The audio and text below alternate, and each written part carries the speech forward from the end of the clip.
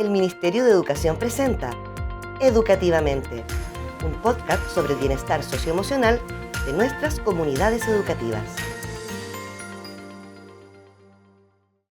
Este podcast está compuesto por una serie de conversaciones con especialistas que nos entregan recursos y herramientas pedagógicas para fortalecer el bienestar socioemocional de nuestras comunidades educativas.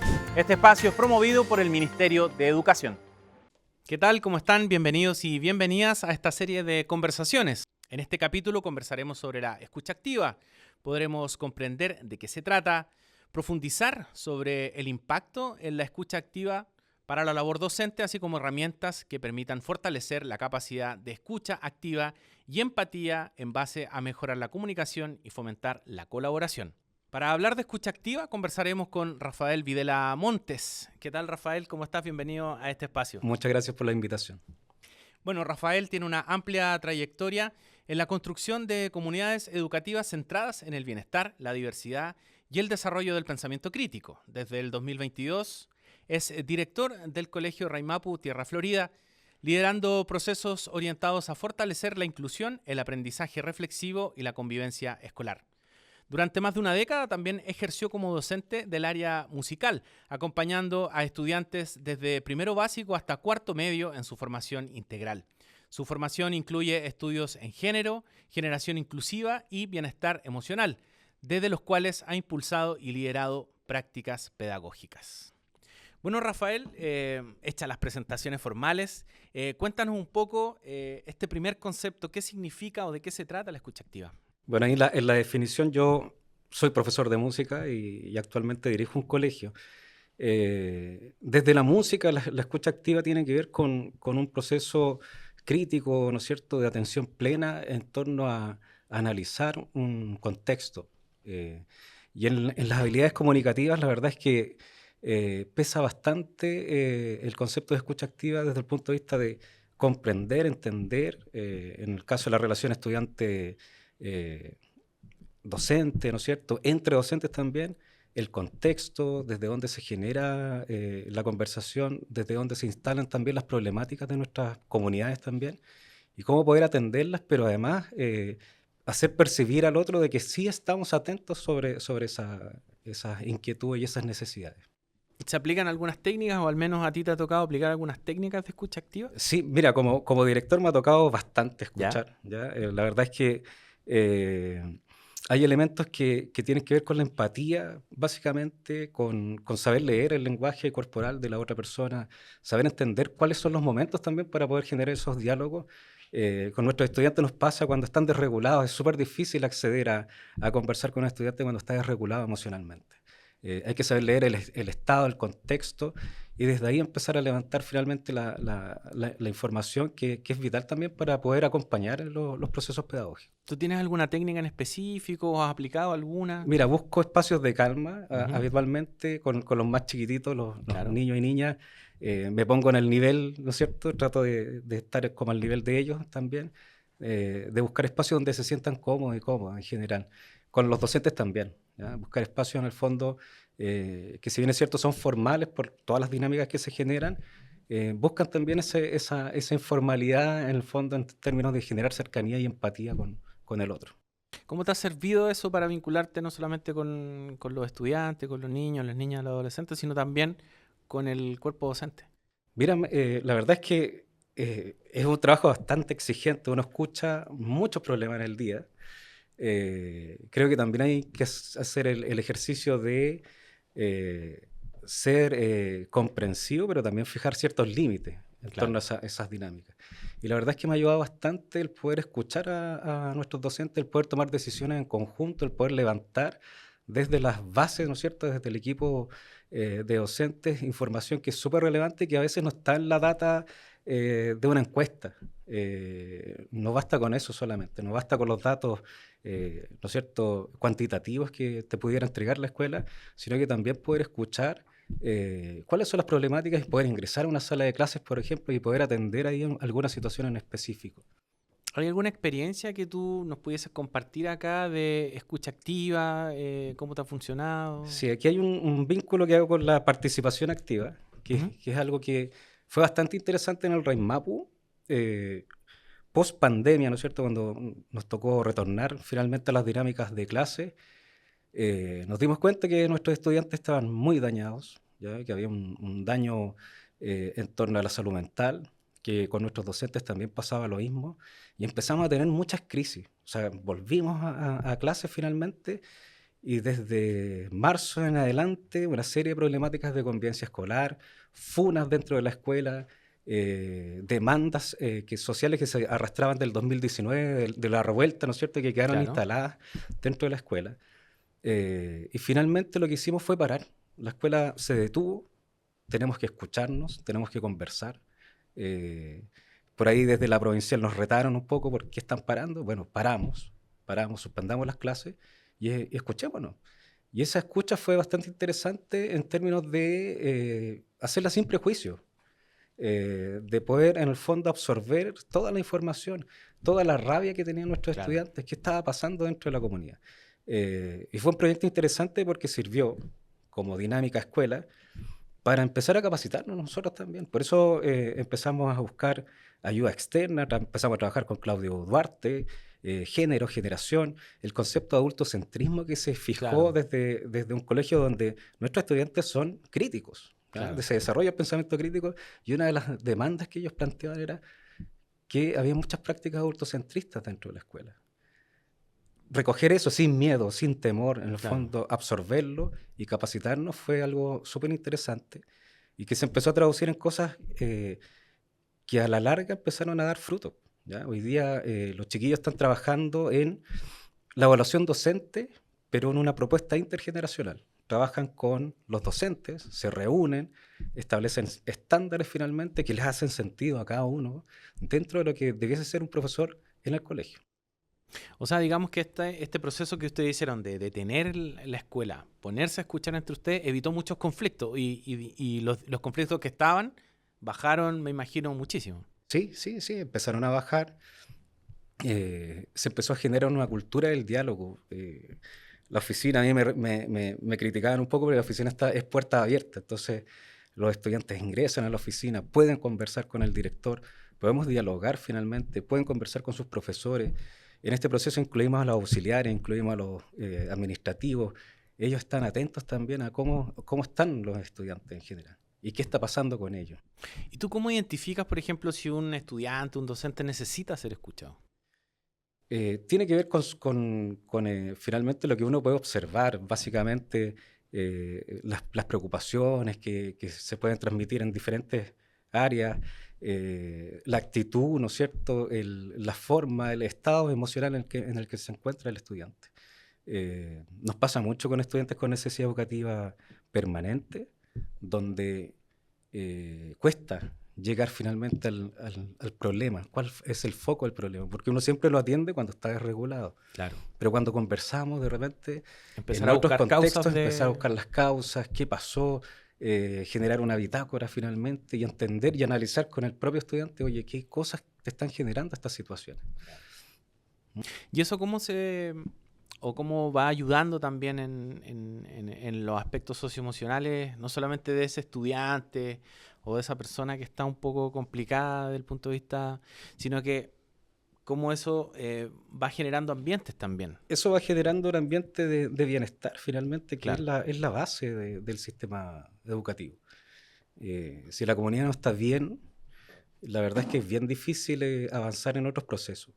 Y ahí es donde yo noto hoy día que nuestros estudiantes van contentos a la escuela, que salen contentos, que la generación de cuarto medio es feliz y con mucha pena, ¿no es cierto?, de salir de claro, este eso colegio. te pasó hace poco, que salió... Tener instancias de participación donde ellos son escuchados, donde ellos lideran procesos también dentro de la escuela y van más allá de lo instrumental finalmente. Son procesos donde ellos se sienten partícipes y se genera un sentido de pertenencia también con su escuela.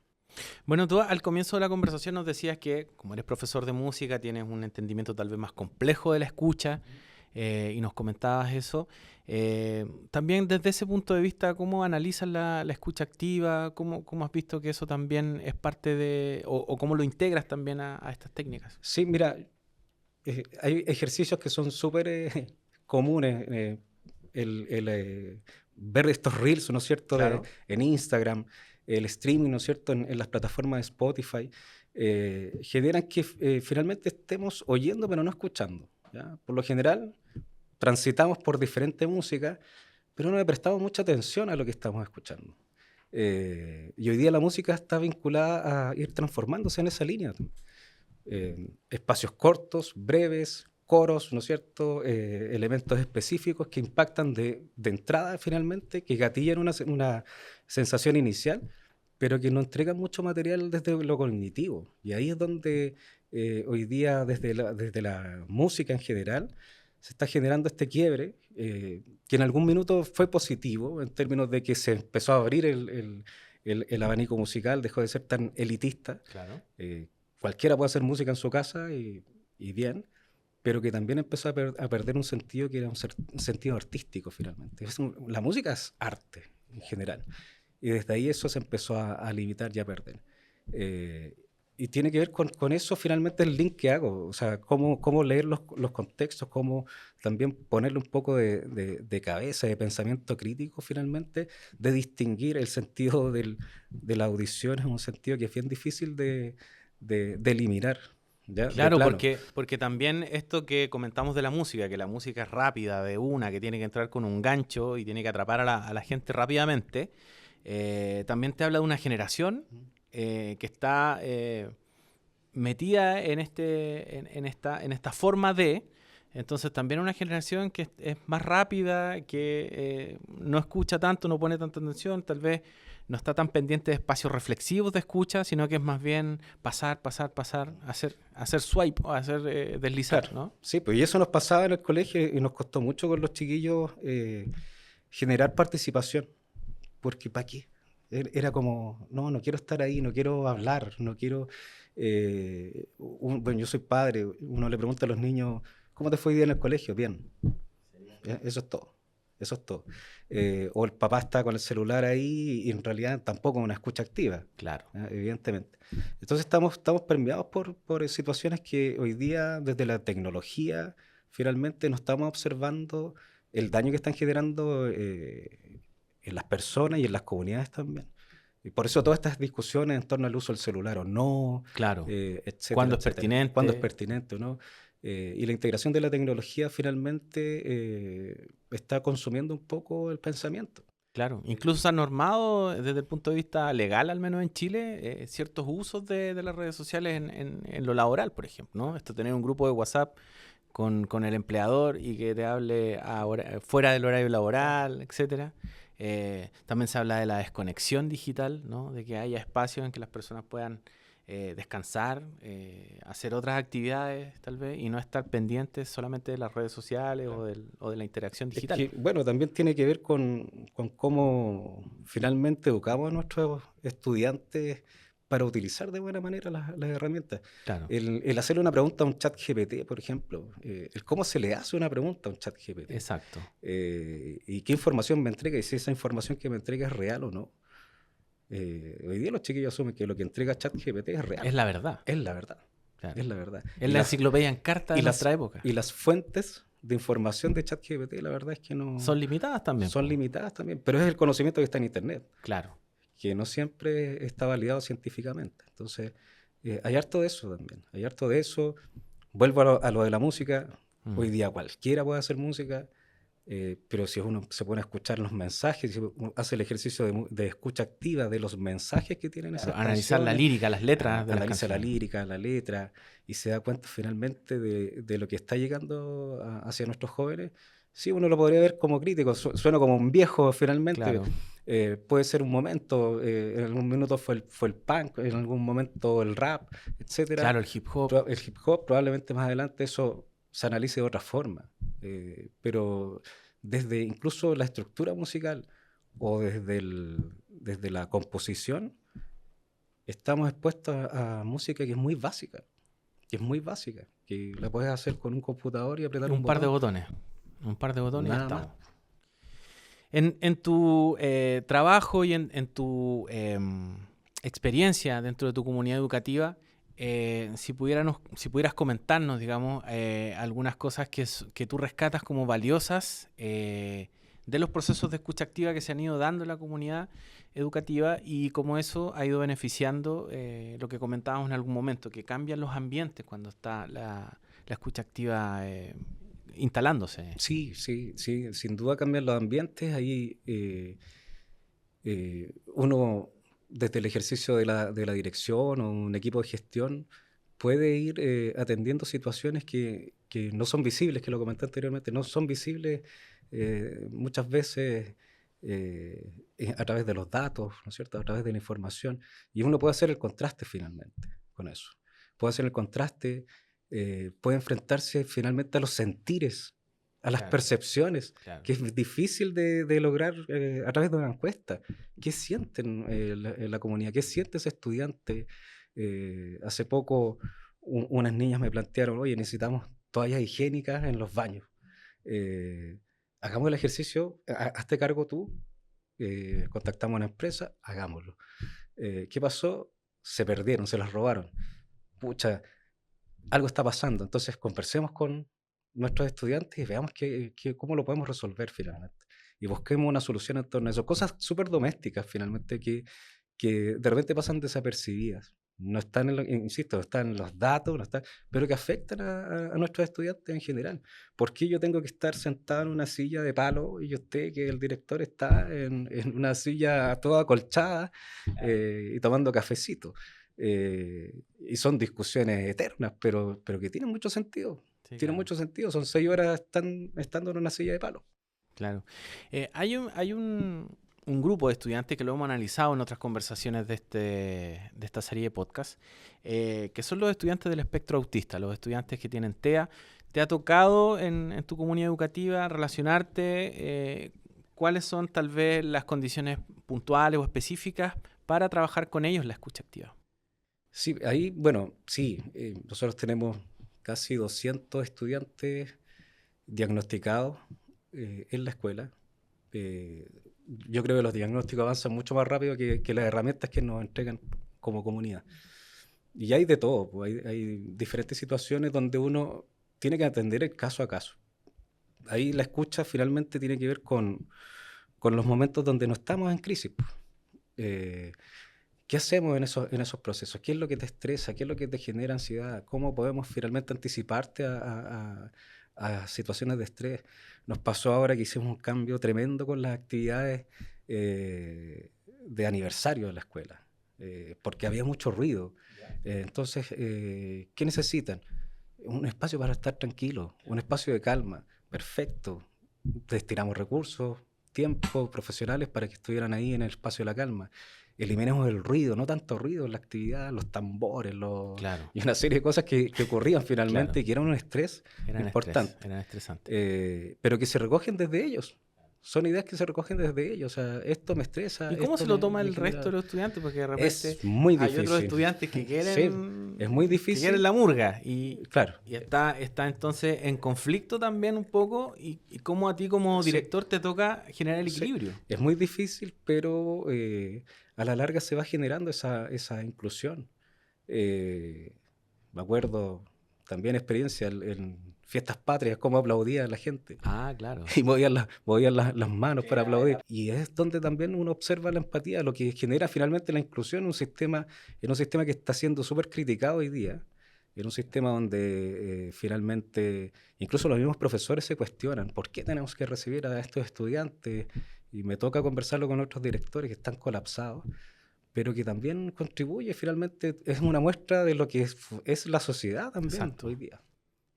Finalmente, tal vez ese sea uno de los aprendizajes importantes que te ha dejado la escucha activa, ¿no? Porque tal vez para ir cerrando con ese concepto de los aprendizajes o lo que recoges, digamos, de este proceso de escucha activa en tu comunidad educativa. ¿No? Sí. Esto de que se vea reflejado todo lo que tiene la sociedad, se ve reflejado en este microespacio que es la comunidad educativa también. Al trabajarlo en la comunidad educativa, también vas hacia afuera, hacia la familia, hacia el entorno, hacia el barrio. Sí, pues vas permeando finalmente en eso. Y vas generando políticas de bienestar finalmente. Bueno, Rafael, te queremos agradecer tu participación en este ciclo de conversaciones. Muy agradecido de haber conversado contigo y también tener esta conversación desde un profesor de música, desde un director de un colegio que nos entrega también más complejidad respecto a la escucha activa. Muchas gracias. Gracias a usted. Bueno, ahí teníamos la conversación con Rafael Videla Montes. Él es director del Colegio Raimapu Tierra Florida y también es profesor de música con muchos años de experiencia trabajando con estudiantes desde primero básico hasta cuarto medio en su formación integral. Y a ustedes muchas gracias por acompañarnos en esta serie de conversaciones con especialistas que nos entregan recursos y herramientas formativas pedagógicas para fortalecer el bienestar socioemocional de nuestras comunidades educativas. Nos vemos. Este podcast está conformado por una serie de conversaciones con especialistas que nos entregan recursos y herramientas formativas pedagógicas que fortalecen el bienestar socioemocional de nuestras comunidades educativas. Las y los invitamos a seguir viendo este espacio que es promovido por el Ministerio de Educación. El Ministerio de Educación presentó Educativamente, un podcast sobre el bienestar socioemocional de nuestras comunidades educativas. Ministerio de Educación, Gobierno de Chile. Chile avanza contigo.